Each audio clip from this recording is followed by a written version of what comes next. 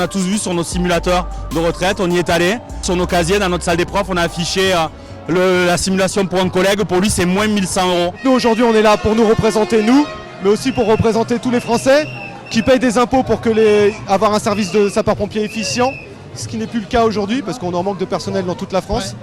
Donc les gens payent des impôts, on trouve de l'argent pour le CICE et aujourd'hui on nous explique qu'on dépense trop d'argent parce qu'on n'a pas assez d'impôts et qu'il faut baisser nos retraites. C'est juste inadmissible. Moi je viens d'être licenciée après un accident de travail. Ça fait encore une coupure dans ma carrière. J'étais à temps partiel imposé. Qu'est-ce qui va me rester pour la retraite en fait? Pour nous, le combat pour la justice sociale, il est indissociable du combat pour la justice climatique. Si on ne veut pas créer du chômage de masse, la seule façon de travailler plus longtemps, c'est de produire plus.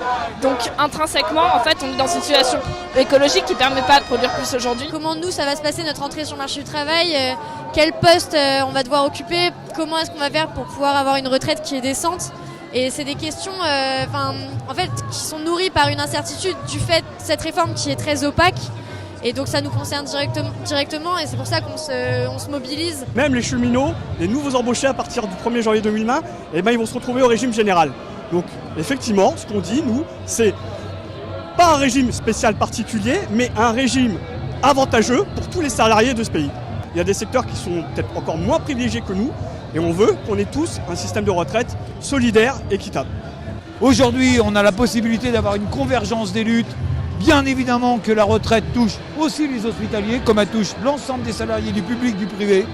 Donc bien évidemment, on est dans la rue pour combattre en fait les choix politiques qui sont faits par ce gouvernement. Moi, je bénéficie de la retraite aujourd'hui parce que mes prédécesseurs ont mis en place un système qui a une certaine pertinence, mais qu'il faut actualiser. Et aujourd'hui, quand moi je parle beaucoup de la question des créations de richesses, c'est que le système de base était basé justement sur une partie des richesses créées au service de la population à travers la sécurité sociale. Et ce que fait Macron, c'est justement une séparation de cette liaison qui est fondamentale.